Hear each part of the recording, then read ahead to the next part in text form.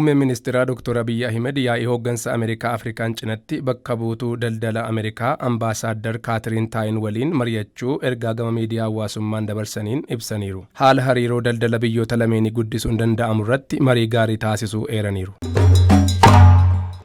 Daawwannaan muummee ministeeraa Dr. Abiyyi Ahmed Ameerikaatti taasisan hariiroo dippiloomaasii Itiyoophiyaan dhaabbilee idil addunyaa waliin qabdu kan cimsu ta'uu ministeerri dhimma alaa beeksise.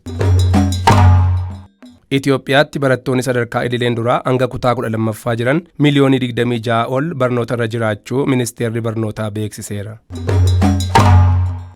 Baatiiwwan 5 darban hojii dhabdoota 700,000 oliif carraan hojii yeroo fi dhaabbii uumamuu biiroon carraa hojii uumuuf ogummaa Oromiyaa beeksiseera. Sagantaan badhaasa Odaa Awwaard marsaa 6ffaan muddee 18 paarkii Michummaatti kan gaggeeffamu ta'utu ibsame.